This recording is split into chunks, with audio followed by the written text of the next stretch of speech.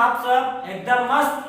तो आज हम लोग पढ़ने जा रहे हैं क्रिस्टल क्षेत्र सिद्धांत, जिसे इंग्लिश में बोलते हैं क्रिस्टल फील्ड थ्योरी, और इसे ही संक्षेप में कहते हैं CFT।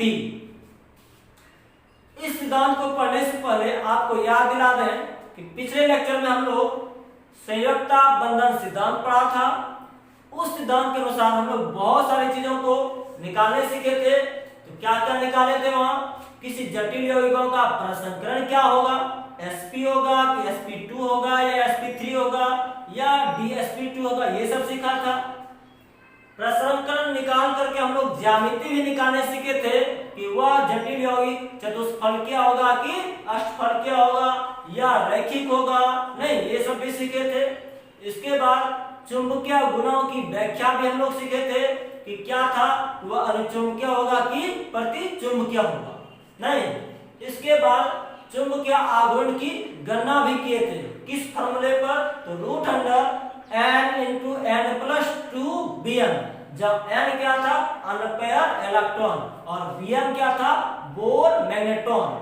और एक बोर मैग्नेट्रॉन जो था 9.27 इंटू 10 का पावर -24 एम्पियर मीटर स्क्वायर या जूल प्रति टेस्ला होता था। ये सब भी सीखे थे। और भी हम लोग क्या सीखे थे कि केंद्रीय परमाणु और लिगैंड के बीच में कोऑर्डिनेट बॉन्ड बनता है, एरो वाला, नहीं।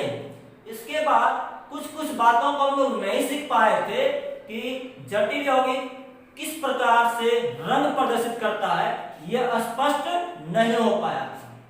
दूसरी बात यह भी हम लोग को स्पष्ट नहीं हो पाया था कि कौन सा कॉम्प्लेक्स कंपाउंड अधिक अस्थायी होगा या कम अस्थायी होगा, यानी स्टेबिलिटी के बारे में हम लोग कुछ नहीं पढ़े थे।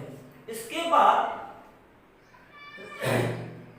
और भी यहां जो हम लोग को पढ़ना है, खास करके इसी रंग के बारे में कि जटिल यौगिक किस प्रकार से रंग प्रदर्शित करेगा, और दूसरी बात कौन सा जटिल यौगिक ज्यादा स्टेबल होगा या कम स्टेबल होगा।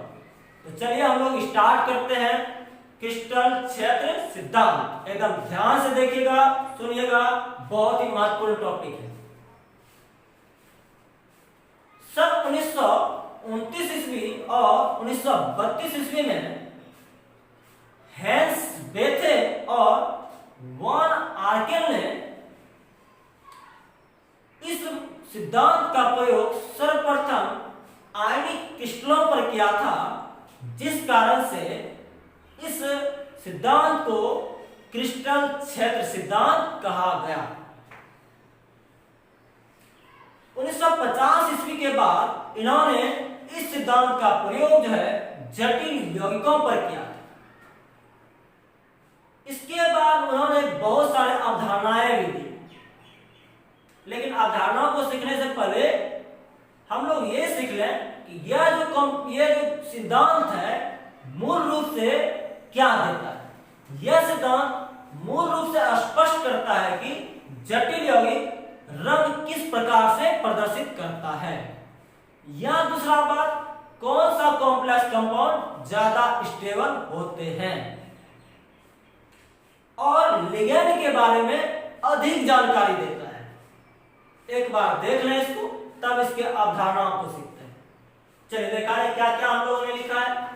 क्या लिखा है कि इस सिद्धांत का प्रतिपादन हैंस बेथे और वॉन आर्केल ने सन 1929 तथा 1932 ईस्वी में सर्वप्रथम आयनिक क्रिस्टलों पर प्रयोग किया था, जिस कारण से इस सिद्धांत को क्रिस्टल क्षेत्र सिद्धांत कहा गया।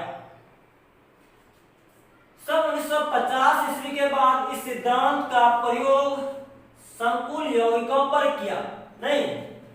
और यह जो है सिद्धांत किस चीज को स्पष्ट करता है, आगे लिखे हैं।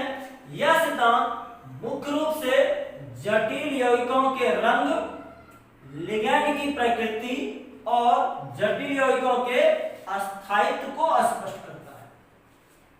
ये तो खैर जीके है, इसको याद रखिए, बहुत अच्छा है।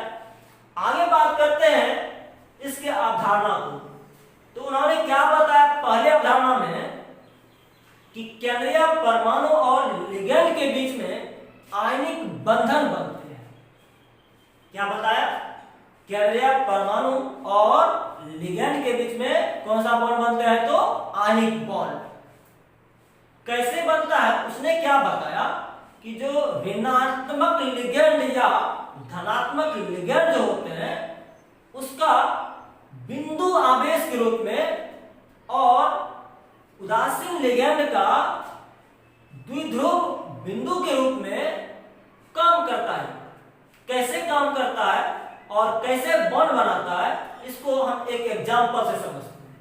वही हमने लिखा है कि केंद्रीय परमाणु या आयन और लिगेंड के बीच आयनिक बंधन बनता है नहीं, जिसमें कि ऋणात्मक या धनात्मक लिगेंड आवेश बिंदु पॉइंट चार्ज के रूप में तथा उदासीन लिगेंड द्विध्रुव। द्विध्रुव का मतलब होगा डायपोल, इंग्लिश में होता है डायपोल। डाय मतलब दो, पोल मतलब ध्रुव, ध्रुव मतलब चार्ज, यानी दो चार्ज के बारे में, एक पॉजिटिव तो दूसरा क्या निगेटिव के रूप में माना जाता है और यहाँ आयनिक बॉन्ड बनता है। कैसे बनता है एक एग्जांपल से समझते हैं। मान लिया जाए केंद्रीय परमाणु M है और इस पर प्लस चार्ज है, धनायन है। आपको पता होगा जब भी हम लोग कोऑर्डिनेशन कंपाउंड में केंद्रीय परमाणु का ऑक्सीकरण संख्या निकालते थे, या तो वहां उदासीन होता था या तो वहां चार्ज आता था। तो कैसा प्लस, तो कैसा चार्ज, तो प्लस आता था। वही से माने M पर कितना चार्ज है? प्लस, और प्लस N मान लो 1 2 3 4 कुछ भी हो सकता है, लेकिन होता क्या है? पॉजिटिव। आगे बात करते हैं। अगर मान लिया जाए इसके साथ उदासीन लिगेंड है, मानो O, इधर है H, इधर है H, मतलब H2O जल है ये। अब देखा जाए आयनिक बॉन्ड कैसे बनता है, आपको पता होगा एक प्लस और माइनस, यानी आयनिक बॉन्ड का सिंबल क्या है कि अगर एक प्लस और दूसरा माइनस हो जाए तो वहां आयनिक बॉन्ड बनेगा। देखते हैं इन दोनों में आपको पता है कि ऑक्सीजन ज्यादा विद्युत ऋणात्मक तत्व है। इस पर जो चार्ज आएगा डेल्टा माइनस और इस पर चार्ज आएगा डेल्टा प्लस। क्लियर है? इसी तरीके से यहां भी डेल्टा प्लस, यहां डेल्टा माइनस, और यहां देखा जाए प्लस है और यहां क्या है? माइनस है।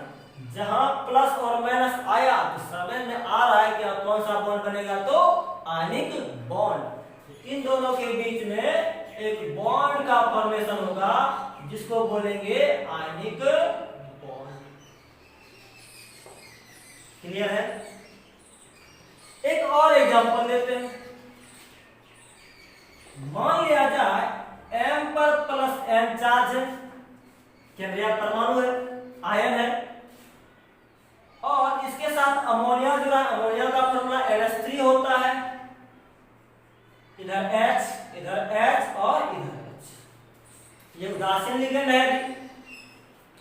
यहां क्या होगा? डेल्टा प्लस, यही कॉन्सेप्ट लगाया जाए। यहाँ डेल्टा माइनस, यहाँ प्लस, यहाँ माइनस, यहाँ प्लस, यहाँ माइनस, क्योंकि नाइट्रोजन जो होता है हाइड्रोजन से ज्यादा ऋणात्मक होता है।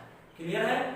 अब देखा जाए यहाँ प्लस है, यहाँ माइनस है, तो दोनों के बीच में बॉन्ड का फॉर्मेशन होगा। किस तरह का बॉन्ड? तो आयनिक बॉन्ड।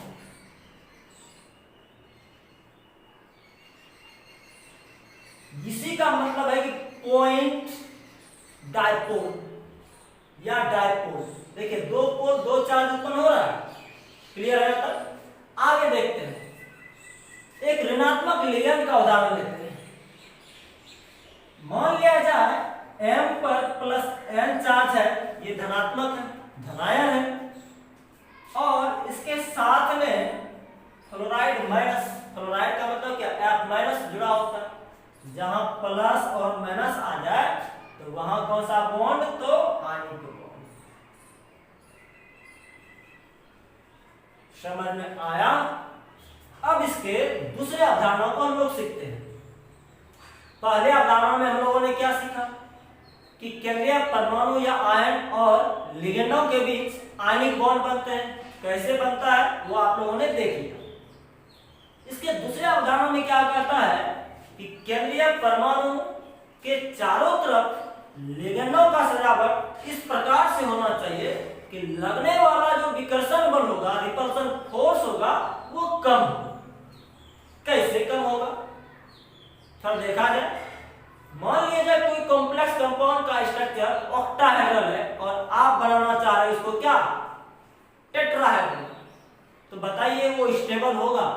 होना चाहिए उसको ऑक्टाहेड्रल और आप बना रहे हैं कैसा, टेट्राहेड्रल। नहीं, यानी ये जो अवधारणा है, कहना क्या चाहता है, जिस कंपाउंड का रियल में जैसा स्ट्रक्चर होता है, अगर आप उस तरह के बना देते हो तो वह लगने वाला रिपल्सन बल कम होता है। नहीं, एक एग्जांपल से समझते हैं, देखिए थोड़ा सा।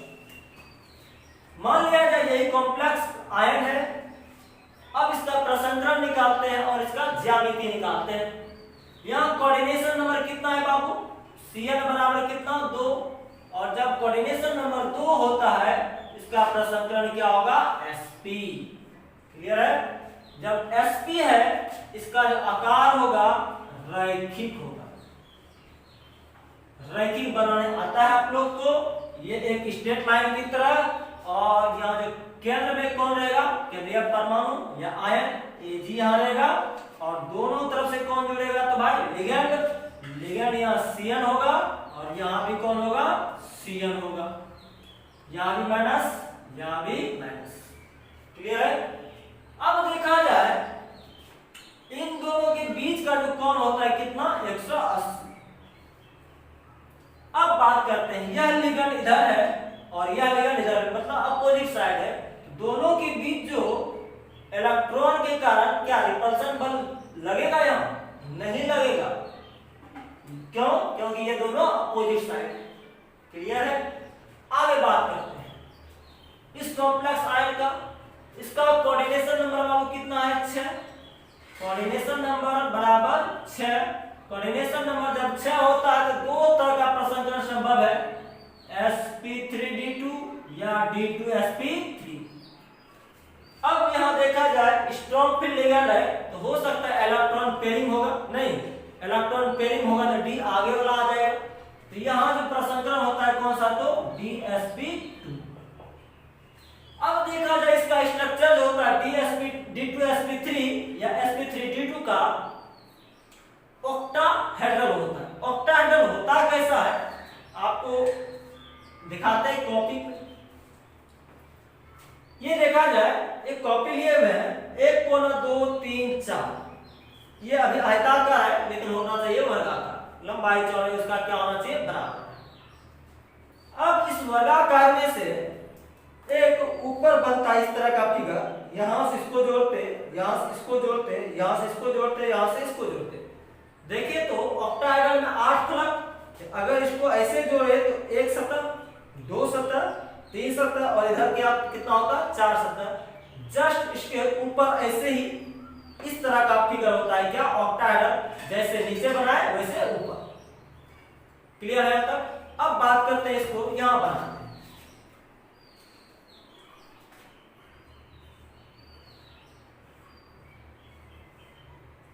यहां केंद्र में कौन होता, CO, नहीं, और यहां से कौन जुड़ता, लिगेंड, यहां भी लिगेंड, यहां भी लिगेंड, यहां भी लिगेंड, और एक ऊपर एक नीचे।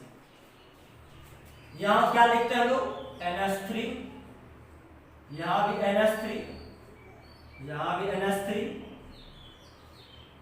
यहां भी NH3 होता, यानी हर एक जगह क्या होता, NH3। देखा जाए थोड़ा सा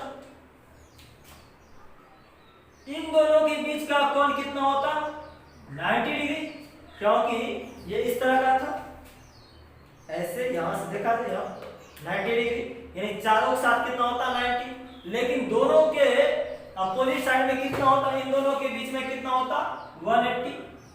तो बताया जाए पास पास में तो नहीं है, आस पास में तो नहीं है, यहाँ रिपल्सन बल क्या होगा, कम लगेगा।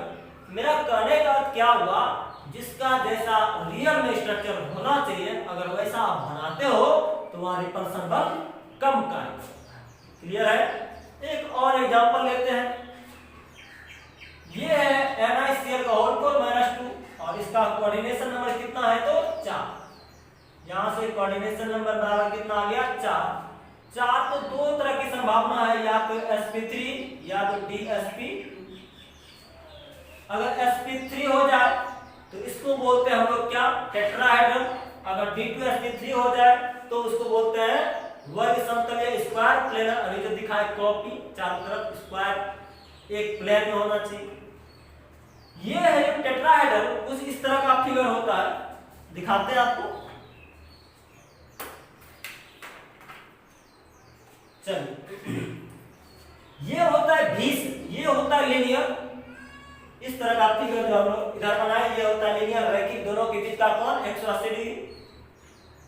ये होता है त्रिकोणीय समतलीय ट्रायंगुलर प्लेनर। और इसको थोड़ा सा ऐसे अगर मोड़ दें, रोटेट कर दें, तो ये होता है पिरामिडल। क्लियर है?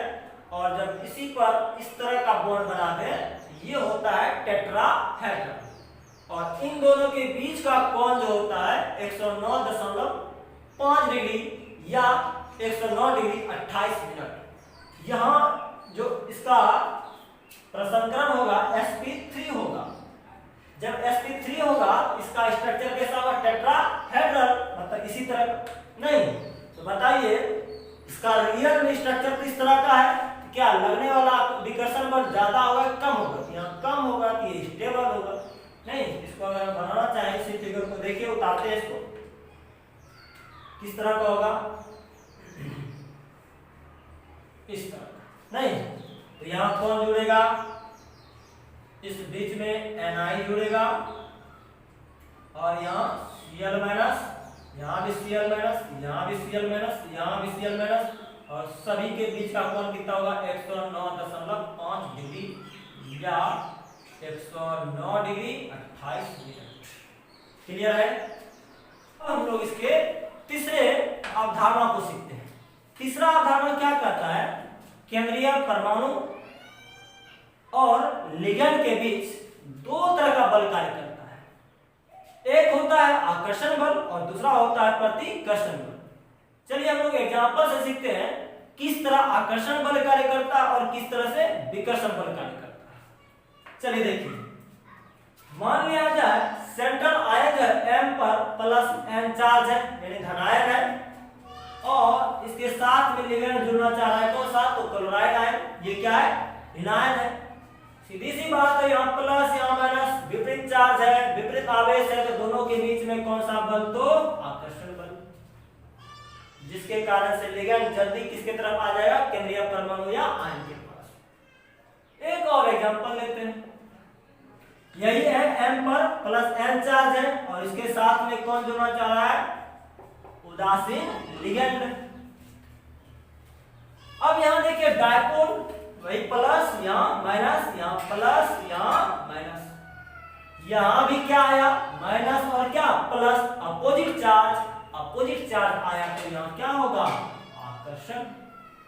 क्लियर है? अब बात करते हैं विकर्षण बल का।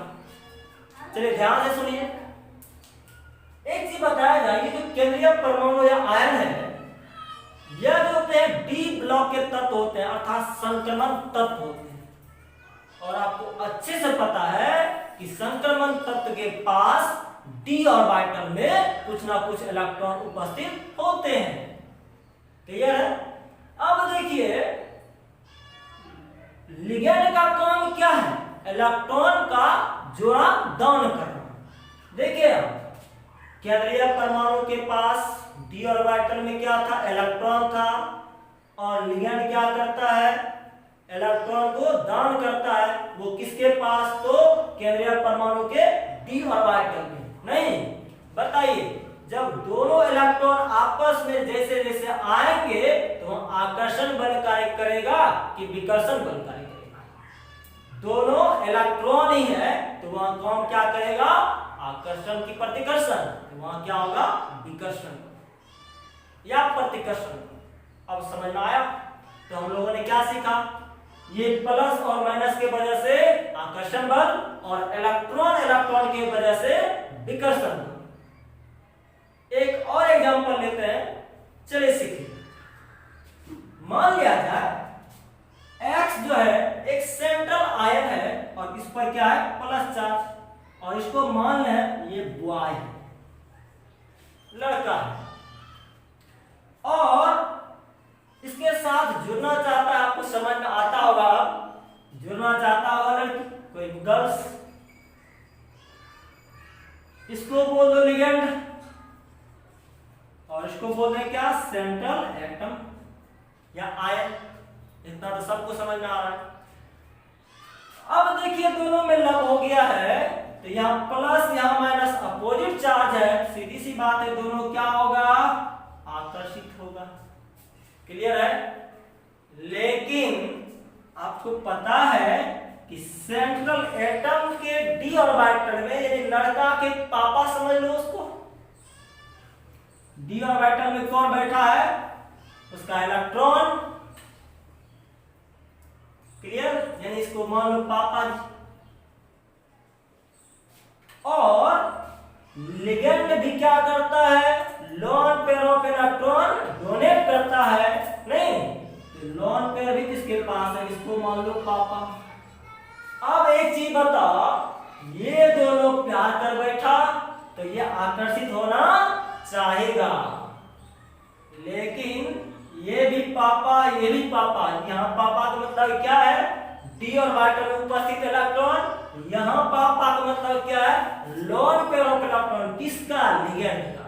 तो ये दोनों कभी आकर्षित होने देगा नहीं, यानी इन दोनों के वजह से कौन सा बल कार्य करेगा, तो प्रतिकर्षण बल कार्य करेगा। अच्छे समझ में आया। अब हम लोग इसके चौथी अवधारणा को सीखेंगे। चौथी अवधारणा को सीखने से पहले कुछ आपको पुरानी बातें याद होनी चाहिए कि जैसे एस सबसेल के एक ऑर्बिटल होते हैं और उसका शेप जो होता है गोलिया होता है, स्फेरिकल होता है। उसी तरह से पी सबसेल के 3 ऑर्बिटल होते हैं, एक होता है पी एक्स, पी वाई और पी जेड, और इसका जो शेप होता है वो डम्बेल की तरह होता है, डमरूकार होता है। और इसी तरह से डी सबसेल के 5 ऑर्बिटल होते हैं और इसका जो आकार होता है वह डबल डम्बेल की तरह होता है। उसमें से एक होता है डी एक्स वाई, दूसरा होता है डी वाई जेड, इसी तरह तीसरा डी जेड एक्स, चौथा D X square minus Y square, और पांचवा जो होता है डी जेड स्क्वायर। इसको याद रखने का एक और तरीका है, देखा जाए, मान लिया एक सर्किल है, अब यहाँ जो है x मान लिया जाए, यहाँ y और यहाँ z, और इस डायरेक्शन में घूमिए आप, तो एक बार क्या कीजिए x और y को जोड़िए, यानी dxy, नहीं दूसरा क्या dyz, तीसरा dz और x, फिर वो बन गया dxy, dyz और dzx। नहीं, अब अगर चौथा लिखना पड़े तो इसका स्क्वायर माइनस इसका स्क्वायर, मतलब X square minus Y square, और अगर पांचवा लिखना पड़े तो लास्ट में क्या आया, जेड, तो जेड का स्क्वायर, यानी 5 ऑर्बिटल आए इसके, एक क्या था dx y और dy z और dzx, और चौथा में क्या X square minus Y square, और पांचवा में क्या dz स्क्वायर।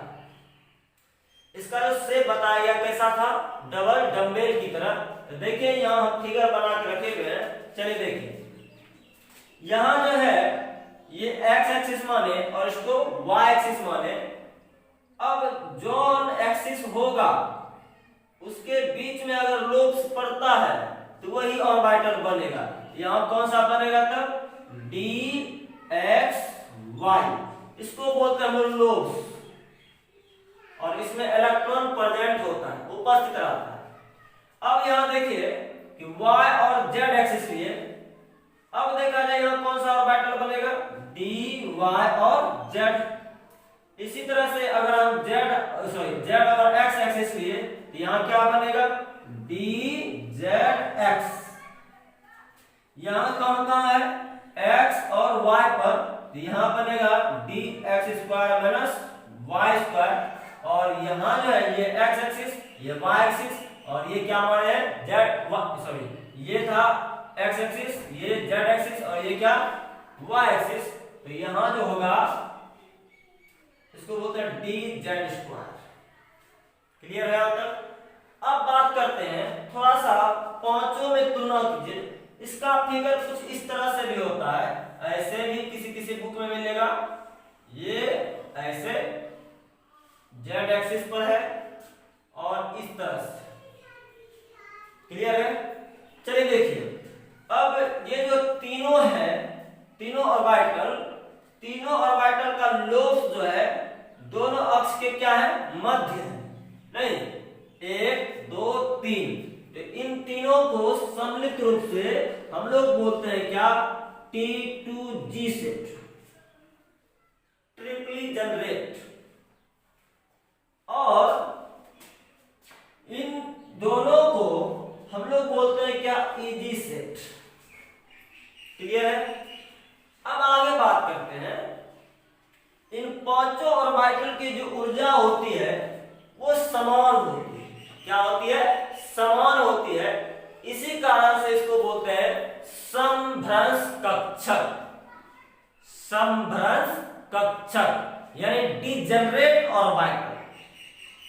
डी के पांचों ऑर्बिटल की एनर्जी आपस में क्या होती है, सेम होती है, जिस कारण से इसको बोलते हैं समभ्रंश कक्षक, डिजनरेट ऑर्बिटल। क्लियर है? वही चीज हमने लिखा है यहां, देखा जाए स्वतंत्र अवस्था में संक्रमण धातु। संक्रमण धातु का मतलब क्या हुआ, डी ब्लॉक का तत्व नहीं। और आपको पता होगा कि कॉम्प्लेक्स कंपाउंड में जो केवल परमाणु होते हैं वह डी ब्लॉक के ही होते हैं। वही लिखे इस स्वतंत्र अवस्था में संक्रमण धातु, ब्रैकेट में लिखे केवल परमाणु या आयन में 5 D orbital, dxy, dyz, dzx, dx² - y² और dz² होता है, जिसकी ऊर्जा समान होती है, जिसे समभ्रंश कक्षक डिजनरेट ऑर्बिटल कहा जाता है। क्लियर? अब जिसमें से तीन को कौन कौन, dxy, dyz, dzx, dxy, dyz एवं dzx का लोब्स जो है अक्ष के मध्य रहते हैं। सही बात है, दोनों अक्ष के मध्य है, इसलिए इसको क्या बोलते हैं हम लोग, T2G सेट। T2G सेट बोलो या ऑर्बिटल बोलो, सेम होगा। तथा इन दोनों को हम लोग क्या बोले अभी, EG सेट, वही लिखे। तथा x² - y² और dz² ऑर्बिटल का लोब्स अक्ष पर रहता है, जिसे EG सेट कहा जाता है। ये ऐसा कब समभ्रंश होगा, जब स्वतंत्र अवस्था में रहेगा, मतलब उसमें जो है ये लिगेंड जो है अभी बॉन्ड नहीं बनाया है। आगे बात करेंगे अगले अवधारणा में, ये जो डिजनरेट ऑर्बिटल है, जैसे लिगेंड आएगा वहां डिजनरेसी जो है समाप्त हो जाएगी, मतलब ये दोनों अलग अलग भाग में बट जाएंगे। क्लियर है? क्योंकि इसकी ऊर्जा और इसकी ऊर्जा अलग अलग होगा। ठीक है, तो अगले अवधारणा में सीखेंगे, तब तक इसका स्क्रीनशॉट लें। अब हम लोग इसके 5वें अवधारणा को पढ़ेंगे, ध्यान से सीखिएगा, बहुत ही महत्वपूर्ण है।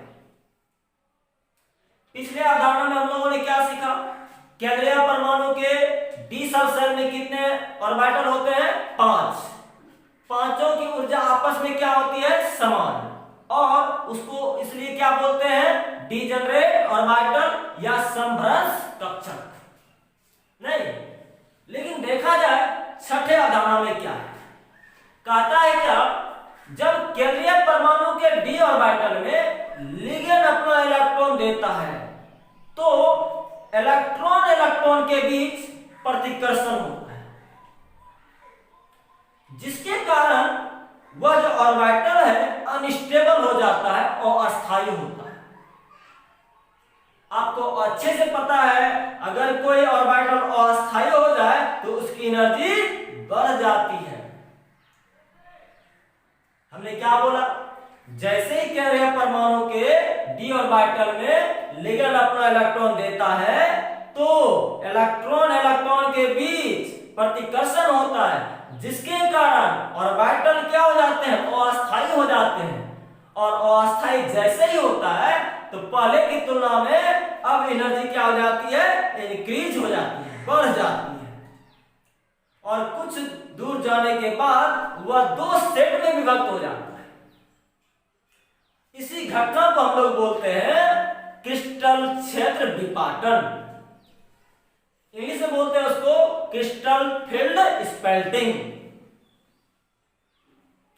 और ये जो दो सेट में बटा, दोनों के बीच कुछ ना कुछ ऊर्जा का अंतर होगा और इसी ऊर्जा के अंतर को बोलते हैं क्रिस्टल क्षेत्र विपाटन ऊर्जा, क्रिस्टल फील्ड स्पेल्टिंग एनर्जी। और इसको जो इंडिकेट करते हैं हम लोग डेल्टा से। किससे? तो डेल्टा से। चलिए हम लोग फिगर से समझते हैं। देखा जाए, हम लोग यहां दो कॉम्प्लेक्स की बात करेंगे, एक ऑक्टाहेड्रल कॉम्प्लेक्स और एक टेट्राहेड्रल कॉम्प्लेक्स। दोनों तरह की संभावना है। थोड़ा देखिए ऑक्टाहेड्रल में क्या है और टेट्राहेड्रल में क्या है, ध्यान से सीखिएगा, बहुत ही महत्वपूर्ण है, बार बार बोल रहे हैं। चलिए देखा, आपको पता है कि डी के कितने ऑर्बिटल है बाबू? 5। कौन कौन? dxy, dyz, dzx, dx square minus y square और dz स्क्वायर। अभी ये क्या है? ग्राउंड स्टेट में है, नहीं मतलब अभी लिगेंड आया नहीं है, लेकिन अब आने वाला है। देखा जाए, जैसे ही लिगेंड अपना इलेक्ट्रॉन देगा तो इस इलेक्ट्रॉन इलेक्ट्रॉन के बीच क्या होगा? रिपल्सन। रिपल्सन जैसे होगा, अब इस ऑर्बिटल की एनर्जी धीरे धीरे क्या हो जाएगी? बढ़ जाएगी, यानी ये दूसरे स्टेट में आ गया। लेकिन कुछ देर बाद ये दो क्षेत्र में बट जाएगा, एक ईजी सेट, एक T2G सेट। इसी घटना को बोलते हैं हम लोग क्रिस्टल क्षेत्र विपाटन। क्लियर है? अब देखिए आगे, इस पॉइंट को यहां से यहां तक जो आपको बीचों बीच दिख रहा है उसको बोलते हैं बेरी सेंटर। जैसे आप लोग ग्राफ बनाते हैं, वहां मूल बिंदु होता है ना, जस्ट इसी तरह से ये बीचों बीच जो लाइन है, यहाँ की ऊर्जा जो होता है 0 मान लेता है और इसको बोलते हैं बेरी सेंटर। क्लियर है? अब देखिए, ये जो दोनों के बीच ऊर्जा का अंतर है, यह प्रायोगिक अवधारणा के अनुसार डेल्टा बराबर 10dq लिया जाता है और इस ऊर्जा को बोलते हैं क्रिस्टल फील्ड स्पेल्टिंग एनर्जी, क्रिस्टल क्षेत्र विपाटन ऊर्जा। अब देखिए, ये जो नीचे आया तीन ऑर्बिटल यानी T2G से, और ये जो ऊपर गया, इसका मतलब है कि यहां से यहां ऊपर बढ़ा और यहां नीचे क्या हुआ? घटा। यहां जो इसका जो वैल्यू लिया जाता है, ये होता है प्लस में, क्योंकि बढ़ रहा है। ये होता है प्लस 3/2, 3/5 डेल्टा। अगर इसी को भाग दीजिए 3/5 का मतलब 0.6 डेल्टा प्लस में। इसी तरह से यहां क्या होगा? 2/5 डेल्टा, ये माइनस क्योंकि घट रहा है। अगर इसी को भाग दीजिएगा तो क्या होगा? माइनस में 0.4 डेल्टा। अब देखा जाए, ये किसके लिए हम लोग बात कर रहे थे? ऑक्टाहेड्रल कॉम्प्लेक्स के लिए, नहीं तो यहां लिखना क्या पड़ता है? Delta O for octahedral. यहां भी O, यहां भी O, समझिए। क्लियर है? अब आपके मन में यह चलता होगा, सर कि ये जो है ईजी सेट ऊपर गया है, T2G सेट नीचे गया है, क्यों? ऐसा क्यों? हो सकता था कि T2G सेट ऊपर जाएगा, तो वेट कीजिए, उसका भी लेक्चर आने वाला है। अगला लेक्चर जो है हम लोग इसी के बारे में, क्यों T2G सेट नीचे चला गया, क्यों ईजी सेट ऊपर चला गया, इसको अच्छे समझेंगे। चलिए आगे देखते हैं, अभी टेट्राहेड्रल की बात करते हैं।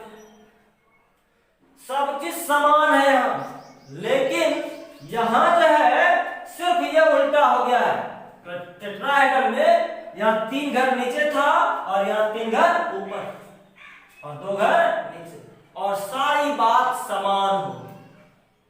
हाँ, एक बात ध्यान देने लायक है, ये जो आप 3 सेट वाले को T2G सेट बोलते हैं, यहां लेकिन खाली T2 सेट बोलते हैं, और यहां भी G को नहीं लिखते हैं, सिर्फ E सेट बोलते हैं, और सभी चीज समान है।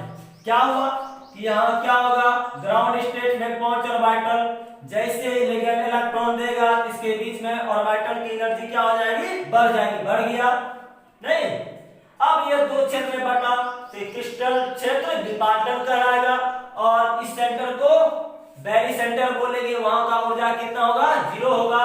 वही चीज डेल्टा बराबर 10dq, यहाँ टेट्राहेड्रल की बात कर रहे हैं, यहाँ डेल्टा के बदले डेल्टा t लिखेंगे और सब चीज सेम है। क्लियर है यहां तक? अब आगे बात करते हैं, थोड़ा देखिए ऑक्टाहेड्रल कॉम्प्लेक्स में ये जो विपाटन होता है, एनर्जी गैप होता है, ये ज्यादा होता है, और ये टेट्राहेड्रल में कम होता है। और आप ये जान रहे थे पिछले सिद्धांत में क्या कि सर स्ट्रॉन्ग फील्ड जब लिगेंड आता है तो इलेक्ट्रॉन पेयरिंग हो जाता है और वीक फील्ड में नहीं होता है। क्यों नहीं होता है, कैसे हो जाता है, ये सब भी सीखेंगे। आज यहीं तक पढ़ते रहिए।